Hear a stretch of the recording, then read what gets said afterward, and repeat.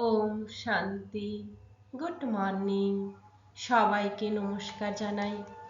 আজ 16ই মার্চ 2026 সাল। আজ আমাদের পিতা অসীম জগতের যিনি উদ্ধারকর্তা, তিনি আমাদেরকে সন্তান রূপে গ্রহণ করে আমাদের জন্য কতগুলি শিক্ষা রোজ নিয়ে আসেন, যাকে মুরলির মাধ্যমে আমরা প্রাপ্ত করি। তো আজকে কি মূল শিক্ষা আছে সেটা আমরা আজকে জেনে নেব। মুরলির মূল শিক্ষা আজকে কি? দেহের সব ধর্ম ত্যাগ করে আত্ম অভিমানী হয়ে এক পরম পিতাকে স্মরণ করো। এই শিক্ষার গভীর অর্থ হলো, মানুষ যখন নিজেকে শুধু দেহ মনে করে তখন সে দুঃখ, বিকার এবং বন্ধনের মধ্যে আটকে পড়ে। কিন্তু যখন আত্মা নিজের সত্য পরিচয় স্মরণ করে তখন সে পরম পিতাকে স্মরণ করে এবং তার থেকে তার সমস্ত পাপ নষ্ট হয়, সে পবিত্র হয়ে ওঠে। এই আত্মচেতনা ও ঈশ্বরের স্মরণের মাধ্যমে আত্মা পতীত থেকে পবিত্র হয়, দুঃখ থেকে মুক্তি পায়, স্বর্গীয় জীবনে অধিকারী হয়। তাই রাজযোগের সবচেয়ে বড় সাধনা হলো দেহ অভিমান ত্যাগ করে আত্ম অভিমানী হয়ে এক বাবাকে স্মরণ করা। এর উপরে একটি শ্লোক গীতাতেও রয়েছে। প্রশ্ন করছেন বাবা, যারা বলে পরমাত্মা নাম রূপ থেকে পৃথক, তাদের কি প্রশ্ন করা উচিত? উত্তরে বলা হচ্ছে, যাদের এই প্রশ্ন করা যায়, গীতায় দেখানো হয়েছে যে অর্জুন পরমাত্মার জ্যোতির রূপ দর্শন পেয়েছিলেন। তখন অর্জুন বলেছিলেন, এবার থামো, আমি সহ্য করতে পারছি না। যদি পরমাত্মাকে কোনো নাম রূপ দিয়ে চিহ্নিত করা না যায়, তাহলে অর্জুন কিভাবে দর্শন পেলেন? যদি পরমাত্মার নাম রূপ থাকে না, তাহলে অর্জুন কিভাবে তাকে দেখলেন? তাই বাবা বোঝাচ্ছেন, আমি তোমাদের পরম পিতা। সন্তানরা যখন বাবাকে দেখে তখন তারা আনন্দ অনুভব করে। বাবা তো সন্তানদের দেখে বা ভয় দেখাতে আসে না, বরং তাদের সুখ ও সদ্গতি দেওয়ার জন্যই আসেন। তাই পরমাত্মা শুধু নিরাকার শক্তি নন, তিনি সকল আত্মার পরম পিতা, যিনি এসে নিজের পরিচয়ও দেন আর আত্মাদের সত্যের পথও দেখান, সদ্গতিও করান। জ্ঞান ভক্তি মার্গের পার্থক্য একটু বাবা আজকে মুরলিতে বলেছেন। ভক্তি মার্গ কি? ভক্তি মার্গে মানুষ ভগবানের কাছে প্রার্থনা করে, হে ভগবান, আমাদের ঝুলি ভরে দাও, আমাকে এটা দাও, আমাকে ওটা দাও। তারা সাধারণত চায় ধন সম্পদ, সুখ শান্তি, দেব দর্শন। এগুলো ভক্তি মার্গের ভক্তির মাধ্যমে কিছু সময়ের জন্য আনন্দ দেয়, কিন্তু তা স্থায়ী নয়।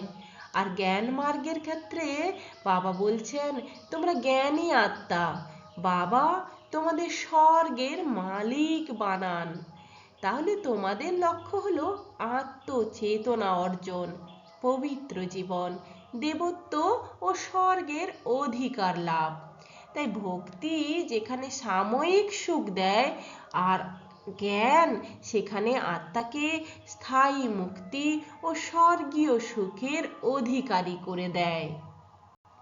ভগবান কে? এই প্রশ্ন আমাদের জনে জনের মনের মধ্যে থাকে। মুরলিতে ভগবানের পরিচয় খুব স্পষ্টভাবে বোঝানো হয়েছে। মানুষ বিভিন্ন মত দেয়, কিন্তু সত্যিকারের পরিচয় বাবা নিজেই এসে জানান। ভগবান একজনই, এই সমগ্র বিশ্বে একজনই পরম পিতা পরমাত্মা আছেন। সব ধর্ম, সব ভক্ত শেষ পর্যন্ত একই ভগবানকে স্মরণ করে। তাই বলা যায় সব আত্মার বাবা একজনই, তিনি পরম পিতা পরমাত্মা। আমরা সবাই আত্মা, আর আত্মাদের সর্বোচ্চ পিতা হলেন পরমাত্মা। আমরা হলাম সীমিত আত্মা, তিনি হলেন সুপ্রিম সোল। তাই তাকে বলা হয় পরম পিতা পরমাত্মা। তিনি জ্ঞানের সাগর। ভগবানকে বলা হয় জ্ঞানের সাগর, সুখের সাগর, শান্তির সাগর, প্রেমের সাগর। কারণ তিনি সৃষ্টির আদি মধ্য অন্তের পূর্ণ জ্ঞান তার কাছেই আছে। মানুষ বা ঋষি মুনি ঋষি কেউই সম্পূর্ণ জ্ঞান জানে না, ঈশ্বর জানেন। তিনি মানুষকে দেবতা বানান। ভগবান পৃথিবীতে আসেন একটি মহান উদ্দেশ্য নিয়ে, মানুষকে দেবতা বানানো। তাই তিনি আত্মাদের রাজযোগ শেখান, যার দ্বারা আত্মা পবিত্র হয়, বিকার থেকে মুক্ত হয়, দেবত্ব অর্জন করে, স্বর্গের অধিকারী হয়। তিনি সঙ্গম যুগে অবতরণ করেন, যখন পৃথিবীতে পাপ বৃদ্ধি পায়, মানুষ দুঃখে পড়ে, ধর্মের পতন হয়, তখন সঙ্গম যুগে ভগবান আসেন। তিনি এসে নিজের পরিচয় দেন, রাজযোগে শিক্ষা দেন, নতুন স্বর্গীয় দুনিয়ার প্রতিষ্ঠা করেন। ভগবান হলেন আত্মার পরম পিতা, জ্ঞানের সাগর, যিনি সঙ্গম যুগে এসে রাজযোগ শিক্ষা দিয়ে মানুষকে দেবতা বানান এবং স্বর্গ প্রতিষ্ঠা করেন। স্বর্গ থেকে নরক, আত্মার এটাই যাত্রাপথ। তাই বাবা মুরলিতে বোঝাচ্ছেন আত্মার যাত্রা একটি চক্রের মতো, যেই চক্রকে বলা হয় যুগ চক্র। সময়ের সঙ্গে সঙ্গে আত্মা বিভিন্ন যুগে বিভিন্ন অবস্থার মধ্য দিয়ে যায়। সত্যযুগ সম্পূর্ণ সুখের সময়, সত্যযুগে সত্যের চক্র শুরু হয়। পৃথিবী তখন স্বর্গ, মানুষ তখন দেবতা, সবাই শতপ্রধান। দুঃখ, রোগ, পাপের কোনো অস্তিত্ব নেই। তাই তো সত্যযুগ সুখধাম। ত্রেতা যুগ কিছুটা সুখ কমে যায়, ত্রেতাতে সুখ থাকে, সাথে কিছুটা দুঃখ থাকে। সত্যযুগের তুলনায় কম সুখ শান্তি থাকে। আত্মার শক্তি ও পবিত্রতা ধীরে ধীরে কমতে শুরু করে। আর দাপর যুগ ভক্তির শুরু যুগ। এখানে দাপর যুগের সূচনার পরে আত্মা তার দেবত্ব গুণ হারিয়ে ফেলে, শুরু হয় মন্দির ও পূজা।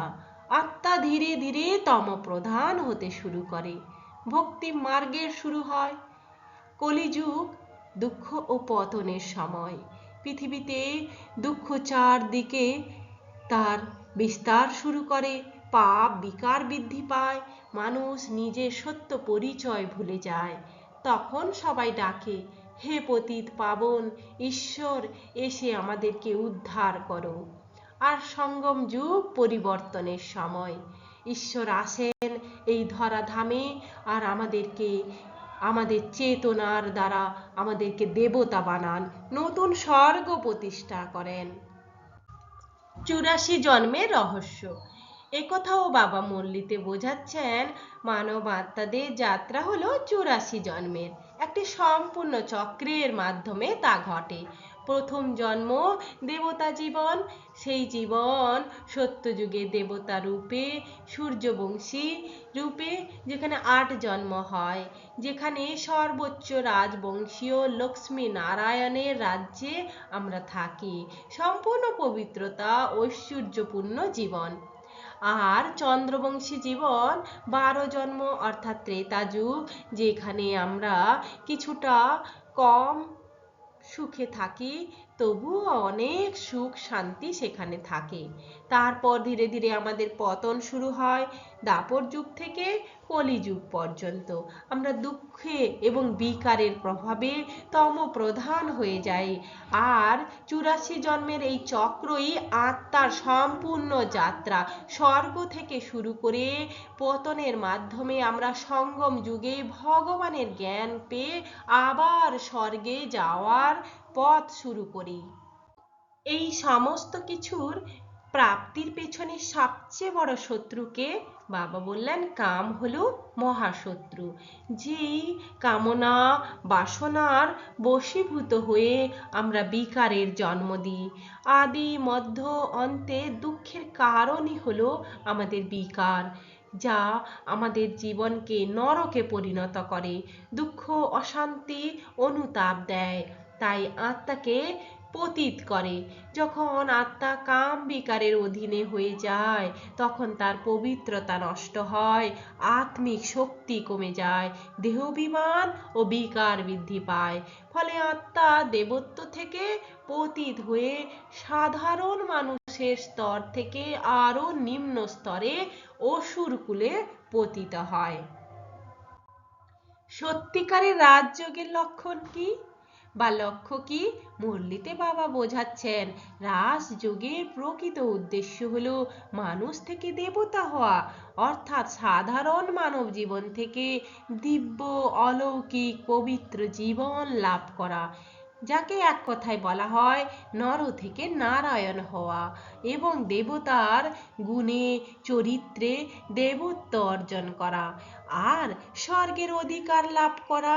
স্বর্গের অধিকার মানে স্বর্গীয় সুখ, পবিত্র এবং শান্তি জীবনযাপন, যেখানে রাজযোগের উদ্দেশ্য শুধু ধ্যান বা শান্তি পাওয়া নয়, বরং আত্মাকে একটা পবিত্র জীবন, শক্তিশালী জীবন দান করা, যা তাকে অসম্ভব সুখের সন্ধান দেবে, স্বর্গীয় জীবন লাভের অধিকারী করবে। ধারণার জন্য মুখ্য পয়েন্ট কি ছিল আজকে? বাবা বলেছেন মাস্টার জ্ঞানের সাগর হয়ে সেবা করতে হবে। মাস্টার জ্ঞানের সাগর মানে কি? মুরলির জ্ঞান ভালোভাবে যে ধারণ করে সেই জ্ঞানের মাস্টার হয়ে যায়। সেই জ্ঞান অন্য আত্মাদের মধ্যে বিতরণ করা, পতিত আত্মাদের পবিত্র করার সেবা করা। এই জ্ঞানের সেবার মাধ্যমে আত্মা নিজেও শক্তিশালী হয়, অন্যদেরও সদ্গতির পথ দেখায়। দেহ অভিমান ত্যাগ করে আত্ম অভিমানী হয়ে নিজেকে আত্মা রূপে পবিত্র করা, প্রতিদিন অনুশীলন করা যে আমি পবিত্র আত্মা, পরম পিতা আমার পিতা, আর আমি এই আত্মচেতনার দ্বারা আমি শক্তিশালী হই। এক বাবার শ্রীমত অনুসরণ করতে পারলে আমরা ঈশ্বরীয় মতে আমাদের জীবনকে চালাতে পারি। তাই বাবার মত অনুযায়ী নিজেকে চালানো মানে পবিত্র সুখ এবং শান্তি লাভ করা। তাই তো আমাদের সাফল্য। জ্ঞানের সেবা, আত্মচেতনা এবং বাবার শ্রীমত অনুসারে এই তিনটি ব্রাহ্মণ জীবনের মূল ভিত্তি হওয়া উচিত। বরদানে বাবা কি দিয়েছেন? বিস্তারকে সারে সমাহিত করে লাইট মাইট হাউস হও। অর্থাৎ বিস্তার কি না, আমরা যে কোনো কথাকে একদম রং রূপ লাগিয়ে প্রচুর বিস্তার করে বলি। বাবা বলছেন না, জ্ঞানের মূল সারকে ধারণ করো, তবেই শক্তিশালী স্থিতিতে স্থিত হতে পারবে। বিস্তারকে সমাহিত করা। জীবনে অনেক বিষয়, কথা, পরিস্থিতি আসে, কিন্তু প্রতিটি বিষয়কে বিশ্লেষণ না করে চিন্তা করা, এতে আমার কতটা সময় নষ্ট হয়, এতে আমার মানসিক শক্তি কতটা দুর্বল হয়, আমার স্থিতি কতটা দুর্বল হয়ে যায়, আমি একে সারে নিয়ে আসি। জ্ঞানকে সার রূপে ধারণ করা, আমি আত্মা, পরম পিতার সন্তান, আর এই জ্ঞানই আমাকে পবিত্র করছে। এভাবে নিজেকে যত হালকা করব, যত বিস্তারে না গিয়ে সারে আনব, তবেই আমরা লাইট হাউস মাইট হাউস হব। নিজের ভেতরে আলোর শক্তি বৃদ্ধি পাবে, আত্মিক ক্ষমতা বৃদ্ধি পাবে এবং যে কোনো পরিস্থিতিকে আমরা নিজের স্থিতিতে নিয়ে আসতে পারবো। যেমন সমুদ্রে লাইট হাউস থাকে, জাহাজকে পথ দেখায়, তেমনি আমরা আত্ম অভিমানী হয়ে অন্য আত্মাকে আমরা পথ দেখাবো। যে আত্মা বিস্তার ছেড়ে জ্ঞানের সার ধারণ করে সেই নিজেই লাইট হাউস হয়ে অন্যদের শান্তি শক্তি সঠিক পথ দেখায়। সেই হয়ে ওঠে লাইট হাউস মাইট হাউস। স্লোগানে বাবা কি বলেছেন? নিজের বৃত্তিকে পাওয়ারফুল বানাও, তাহলে সেবার বৃদ্ধি সত্তরই হবে। অর্থাৎ ব্রাহ্মণ জীবনে বৃত্তি কি? অন্তরের ভাব এবং সংকল্প শুদ্ধ, এটি গুরুত্বপূর্ণ। যদি আত্মার বৃত্তি পবিত্র হয়, শক্তিশালী হয়, শুভ হয়, তাহলে সেই শক্তি স্বাভাবিকভাবেই অন্য আত্মাদের প্রভাবিত করে। যখন বৃত্তি শুভ শক্তিশালী হয়, বাণী ও কর্ম শক্তিশালী হয়ে যায়, তখন আমাদের সেবা স্বতঃস্ফূর্তভাবে বৃদ্ধি পায়। আমরা তখন শক্তিশালী আত্মাতে পরিণত হই। যে কোনো বৃত্তিকে, যে কোনো পরিস্থিতিকে আমরা স্বস্থিতিতে নিয়ে আসতে পারি। ফলে আমাদের নিজেদের শক্তি বৃদ্ধি পায়, গুণ বৃদ্ধি পায়। এটাই তো আমাদের মূল লক্ষ্য, তাই না? তাহলে আত্মচেতনা, ঈশ্বরীয় স্মরণ এবং রাজযোগের মাধ্যমে আত্মা পবিত্র হয়ে মানুষ থেকে দেবতা হয়ে স্বর্গীয় জীবনের অধিকার লাভ করে। এটাই হলো রাজযোগের মূল এবং গভীর এবং গুপ্ত রহস্য। আর আমরা তার অধিকারী হই, তাই তো? ওম শান্তি।